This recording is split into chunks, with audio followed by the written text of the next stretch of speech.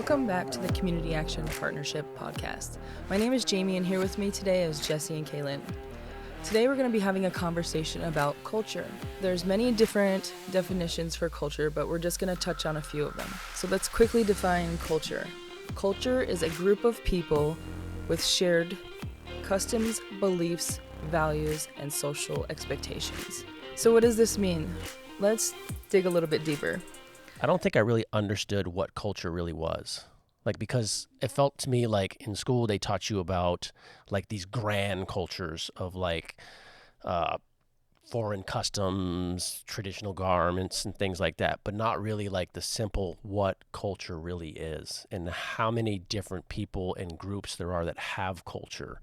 So I always had a hard time trying to understand what culture was and explain that to other people. If people asked me what is your culture, or what is culture? For me, it was hard to understand because I don't really feel like it was taught in a way that was easy to understand. Well, and it's because it's so complex, right? Because culture it can be so grand, like those big national cultures, but then you can go deeper into geographical regions for culture. And then you can go even further into even your own family units have different cultural backgrounds, or work, you call them work environments, but really, essentially, that's a different kind of cultural environment. Yeah, because work has its own culture, right? When you go to work, your culture, Yeah. The culture of work could be different than what your culture is at home. And that's why it's so hard to explain, because it is complex like that. And that's why if we break it down into these little pieces, it's a group of people who share these different customs, these different beliefs and values, and these different social expectations. And what are social expectations, right? Those accepted ways of behaving, or accepted ways of doing things, right?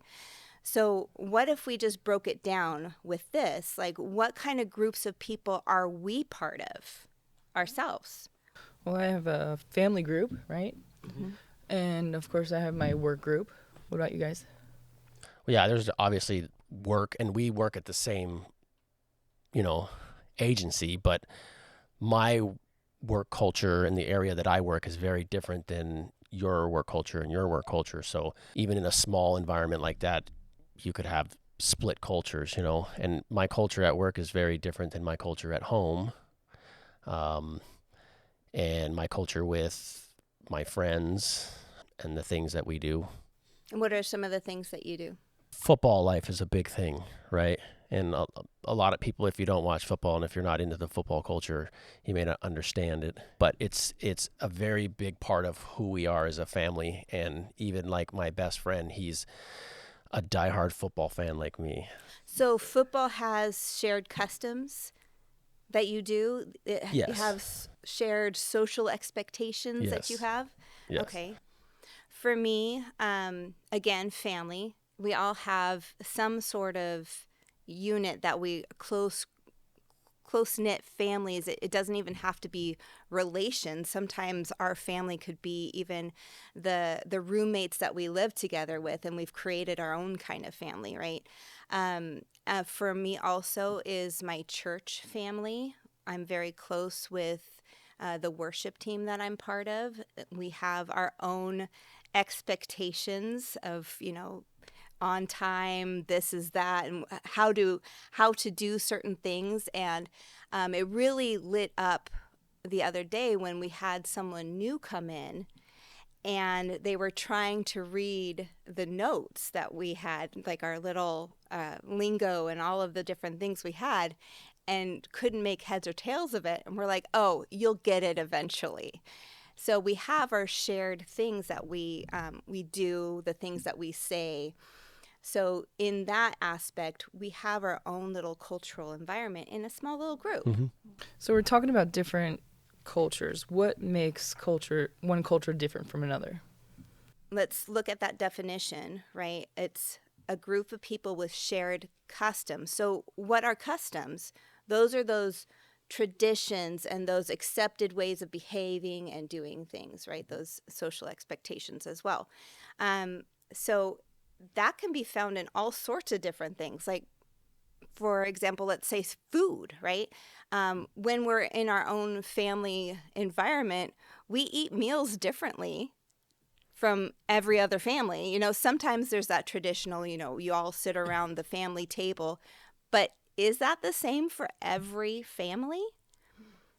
No, some people do it differently. I know when I grew up, our tradition was 6 o'clock on the dot. We were all sitting around the table and eating dinner.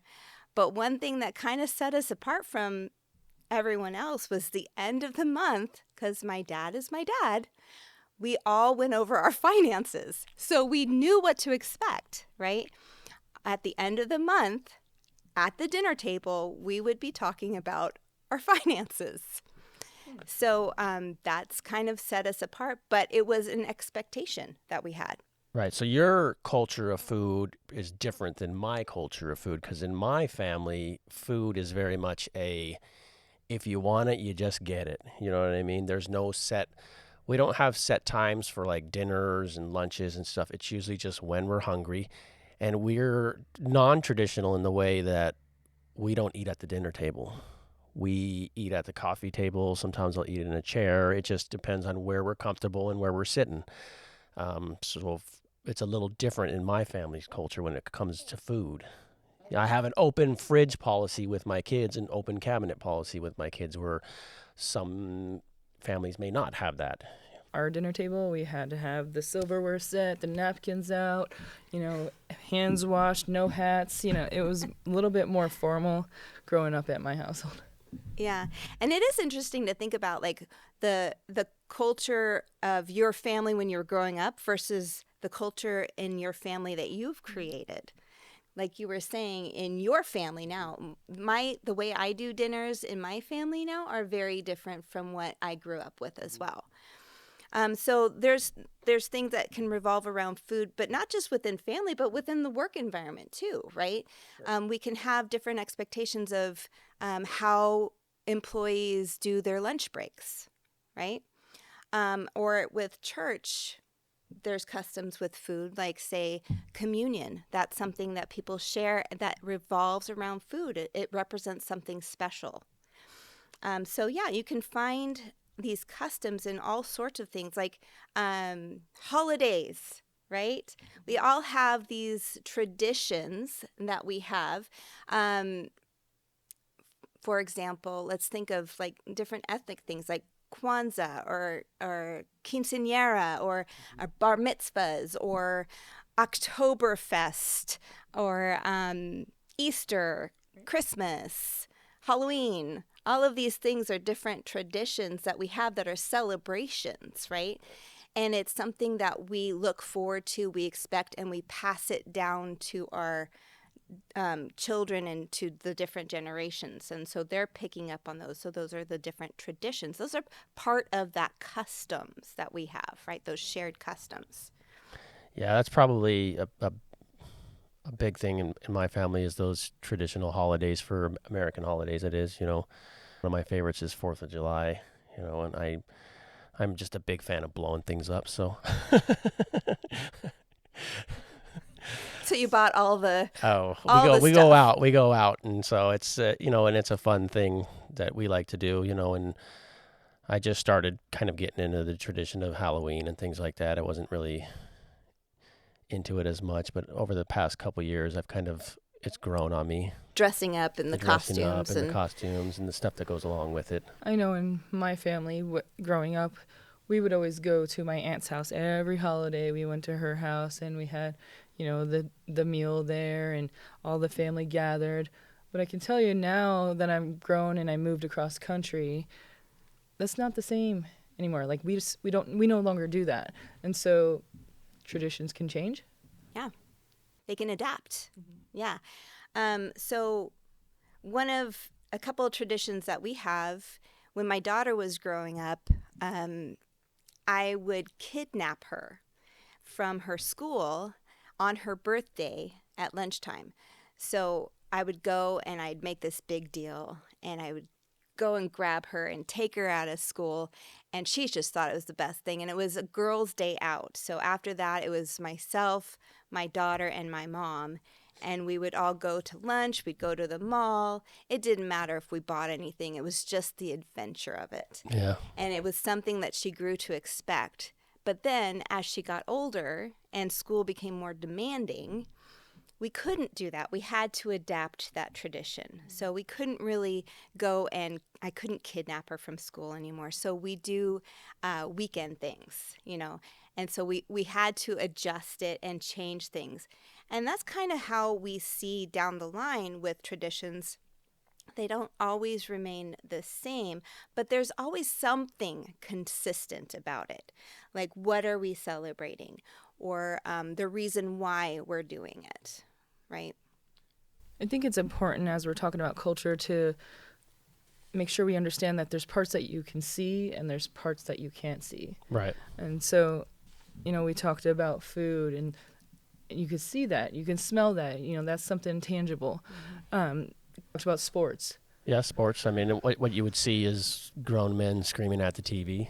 And wearing your jerseys. You know, wearing your jersey and hooting and hollering, you know. The jersey's kind of like dress, you know what I mean? Because that's what you would see in different cultures. And that's one of the things I remember when I learned culture growing up. That was one of the things that stuck out to me. It was like they really emphasized on like the garments of different cultures and things like that. And that's really the surface culture. It's what you see, smell, taste, touch, and hear, but it's not really digging in to the meaning of culture. That part that you can't see. The unseen part, right? Right. And that's the why behind what you see, smell, taste, touch, and hear, right? It's what we're getting back into that definition. It's those beliefs and the values, the reasons why people are doing what they're doing, why you're seeing what you're seeing. So because beliefs and values are so similar, we're just going to kind of clump them together for this conversation. But values are the beliefs that we have that can dictate how we act, right? They serve as a guide for that certain group of people. So what are some kinds of values that we see within the groups of people? So like we see with religion that's a really good example of a generalization when you see they have those values and beliefs, but there are some uncommon ones too that you don't realize have values and beliefs, right? We talked about your football. There are values and beliefs there. So what are some of those values that you are behind the why? What's the why behind? If you weren't a football fan and you didn't understand, like you would just see me wearing my jersey and yelling at the screen and be like, why does he spend so much time watching a football game when he could be doing more meaningful things with his life? What you don't see is I was born and raised in South San Francisco. So that is part of my childhood. Watching football was a big part of my childhood, you know, and we were considered a dynasty back in them days. And it just became, you know, later on in life, football is more, it brings me back to my childhood, to my hometown. So for me, rooting for my team, it's more than just rooting for a sport on TV. It's more than just like masculine men yelling at the TV, you know. There is that aspect of it that feeds something inside of me that I enjoy, but it's also more about, we have a tradition in my house around football. Sundays are football days, so we don't plan anything on Sundays when there's a game going on. My son comes over, I have an adult son, he comes over, he brings his friends over. My buddy who I've known forever, who's a 49er fan, comes over, and we watch every single game together. So for me, watching football is about, it's about loyalty to something, you know? It's about togetherness. It's about when your team loses and you all feel bad, it's about being there and supporting each other through that tough loss. You know, it's about celebrating when we win together. So it's more about the time spent with my family and friends doing something together, as simple as watching a game. But it's this is the reason why we do it. It's because we enjoy, and I feel a deep sense of belonging when I'm doing that with them. Mm-hmm. So I'm hearing some values popping up to the surface when you're talking about togetherness and the expectations that you're having. It's teaching that group of people what it means to be loyal. Yeah, because like you pick a team and we stick with that team, win or lose, no matter what, year after year after year. And it does come down to loyalty. I value loyalty. Yeah. You know, this is what I have chosen as my team, so to speak, and I am loyal to it, you know. And I have pride in that too. And there are some under the surface identities that we have with culture as well. So we have these values and these beliefs that we have that actually embed inside of us, deep inside of us, that we don't even realize are there sometimes. So like if we go back and think about how many cultures are really inside of us, right? We have the big national culture. We're Americans, right? Well, one of those identities is that sense of independence, right? We're very individualistic compared to a lot of different cultures around the world.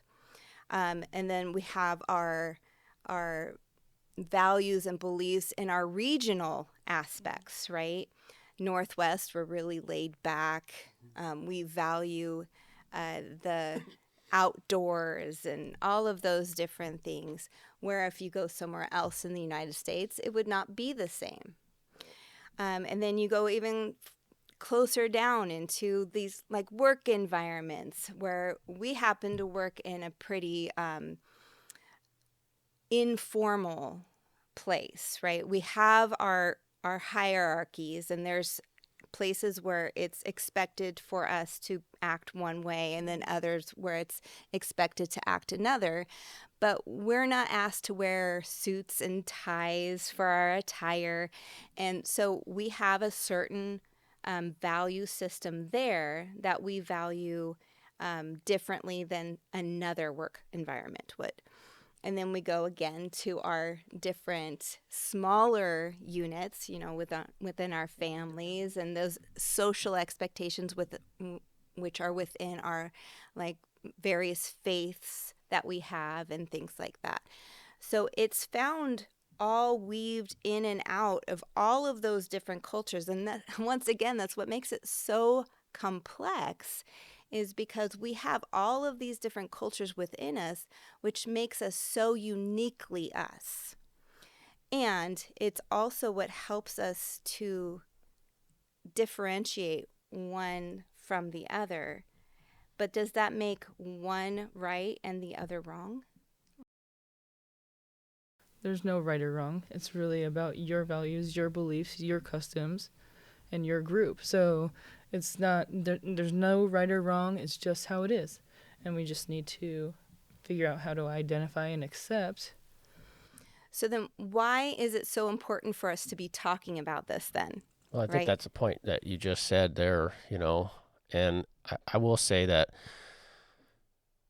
a lot of us do this, and it's just part of who we are as humans, and what we have to work on and stuff is when we see something that's different than what we are used to or comfortable with, we tend to look at it as weird or wrong. Our way is the right way to do it. You know, I don't know why you're doing it like that. And that's part of American culture too, is where we feel like everything that we do is right, and, you know, other cultures, not so much. That ethnocentrist, yeah. But that's the main thing, is like when you're looking at somebody else and you're seeing the surface stuff of what they're doing, their behaviors, why they're watching a game or doing this, you're not really seeing what is driving that behind. That is their values and beliefs and things that have been ingrained in them since possibly childhood, you know, and to them, this is what makes them feel good, you know what I mean? And what you see, you may look at it as weird or wrong, but what you're not seeing is what is driving that, you know? And so you're making a judgment onto others based on these outside factors and not really taking the time to learn, like, why do you do this? You know? Why do you do it like that? those unspoken rules that nobody knows about unless you're within that culture, Right. those expectations that are considered right or wrong. And I think probably the first step for us to be able to understand the importance of acceptance and all that is to really be self-aware about our own cultures and what drives us. That's the hardest thing to do, though. I can tell you, because I can look at other people, like you can ask them, they can answer it for you, like, this is why I do what I do and stuff. Sometimes I find it extremely hard to try to figure out why I do what I do. And it takes a lot of like really digging into myself and looking and saying, why am I doing this? Yeah, because we have that deep culture part of us where it's really in the unconscious part where we don't even know why we're doing what we're doing. It's just how it's always been. And it's comfortable like that. Yeah, You know? and there's no questions asked until you meet someone who does it differently, and then you're forced to have that brain freeze inside of you where you're going, wait a minute, I know this to be true and they're doing this. What's going on? And that's that vital part in us. I call it kind of the triangle of choices. We can go one way or we can go the other, where we're faced with something that conflicts with what we know to be true. And we can go the easy route, which a lot of us do because easy is easy, right? And that is that dismissive part where we can dismiss what they're saying, go, they don't know what they're talking about, they're wrong, they have no idea, right? Or we can be curious and go down that other route, which is harder because we have to face our own beliefs, and sometimes it challenges that, right? Sure. It doesn't mean we have to agree with what they believe, but to be curious about it in a really authentic way and not in like a condescending way. Well, why do you think that? But really to be authentic with it and want to understand. I've found a lot of people are willing to share it, right? They're open about it, and it opens our minds up and it expands our ability to understand the world. Our worldview then starts to open up, even if we don't agree, because we can be curious. That's why it's a triangle. We can be curious, hear their answer, and go, nope, you're wrong. But you can do it in a respectful way. Sure. I mean, you're seeing a lot of it nowadays where it's the other side of it, where if you just look at, I mean, right now, I would say that, let's take political stuff for just quick example. You see there's a huge divide going on, right? And this is based on Pendulum. two different groups that have different beliefs and values and how they view things. And instead of taking the time to work together and understand that you're going to have differences, but there's middle ground, it's become bumping heads. And this is why we have things like wars and things like that, is because of culture and people not understanding other cultures or not respecting it and just saying, no, my way is the right way and your way is the wrong way. And that's really what we want to get away from, is viewing other people's culture as wrong, as like something that is bad just because we don't understand it. Yeah. And sometimes we're not going to agree with what their beliefs are, or maybe what they value may go against what we value. And that's fine. That's okay. We're all our own human beings and we don't have to. But giving respect to somebody is different. You don't have to accept what their beliefs and values are, but being able to respect that they have differences and that, okay, we can agree to disagree, but I will still respect your culture. Right. And that's where it goes to that breadth of expanding who you are in your own beliefs and values. Because when you can start to accept and respect the fact that other people are going to have different views than yours, and it doesn't necessarily make yours right and theirs wrong, that's just different, is an incredible skill to have, especially when you're going into different environments. And here's one of the main reasons why we want to be talking about this is because work environments are going to be very different from your personal environment. And so to be able to bridge that gap and not expect your work environment to accept the way you speak, the way you dress, and all of those different things, how you normally would in your personal life, and to be able to adapt into that work environment and that culture is going to lead to your success in that work environment. I think it's important to note when you're talking about environments that your culture or beliefs or the way you do things could be different from that environment that you're going to try to seek services from, or where your children might go to school. Yes. And so to understand how your culture is and to learn that other culture is going to really be able to help you get what you need, or navigate the system, through a process or different things like that. And so it can really help you to understand someone else's, whether you believe it or not. But if you understand that, then you can work Right. yourself through it. Oh, it's like speaking two languages, right? If you go over into an entirely different culture and you expect them to speak English when that culture or that country speaks an entirely different, like France, they're not going to speak English, they're going to speak French, or Spain, they're going to speak Spanish. And to expect them to adapt to your language is not going to help you get the things you need. Like, where's the bathroom? You need to learn that phrase really well, right? So the same thing goes when, like you were saying, when you have something your children need in the school environment, to be able to speak that language and to be able to go in there and get the needed items for your children, it takes that ability to cross those cultural boundaries. Yeah, there's massive benefits and opportunities.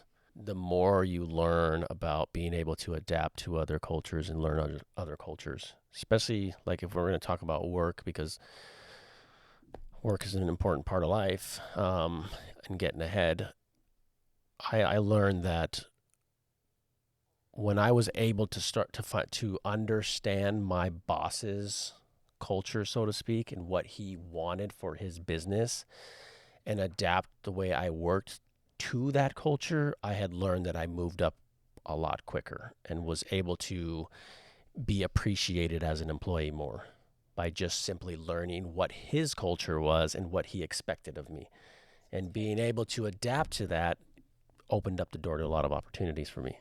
It's kind of like you learned the rules to the game that you're playing here. Yeah, basically. And so once you do that, you can figure out how to score, Yeah. And so that's exactly what I heard you say. Right. Yeah, and where things differ, there's a phrase, it's called culture clash, where you're butting heads because you have one way of doing things and other people have other, and that's where, that brain goes, wait, But if you have learned and you have that self-awareness about who you are, and you go, okay, I can adapt. I'm hearing this, I know who I am, now I'm seeing that they're doing something different, it can cue you in to thinking, okay, maybe they're not doing this to get back at me, or that they don't like me, or that they're doing something aggressive towards me, but maybe it's because their customs, values and beliefs and social expectations are different than mine. And I can take a step back, take a breath, and realize that it's not a personal thing against me. And it helps me from getting insulted or worse, where I can maybe start a conflict and have that cultural clash become less than just a theory, but more of an argument. Does that make sense? Yes. Jesse, you had mentioned GPS. Oh, yeah, I have a saying. It's understanding culture is the GPS to navigating the world. If you know the area that you are in and how to navigate through that area to get to where you need to go, the way I look at it is culture is that navigation, so to speak. The more you learn, the more places you can go. And the easier it is to navigate around different groups, different communities, different businesses, and all these other areas of life. So, kind of like a recap. Who has culture? We all Everybody. do. Everybody Everyone. has culture. There's cultures all over the place. And why is it important to understand culture and learn others' cultures? Communication. In one word, communication. To be able to get my thoughts across to someone else and for someone else's thoughts to come across to me in a way that we're not filtering it through our life experiences, because we're going to do that. But to have that self-awareness to understand that their communication might be different than mine. Better understanding of the groups that you are around, the communities that you're in. Remove judgment, and right? to remove Removing that, judgment. Removing judgment's a big, obviously a massive one, because judgment stops any understanding of anything. Once you have judgment, You can't communicate. And then there's going to be no progress. also, and it's also important to understand more about yourself, and being able to understand what your culture is personally and what your values and beliefs are behind that is going to help you succeed in life.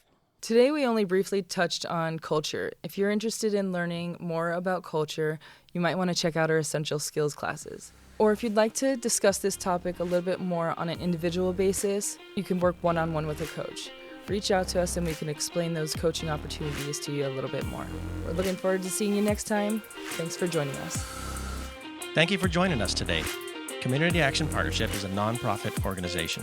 All the services we provide are free of charge to income qualifying community members. What we talked about today is just a bit of what we cover in our coaching and workshops.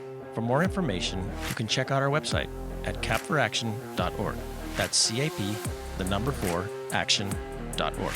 You could also just give us a call at 1-800-326-4843 or come visit one of our locations. We would like to thank our sponsor, Optum Idaho, for making this series possible.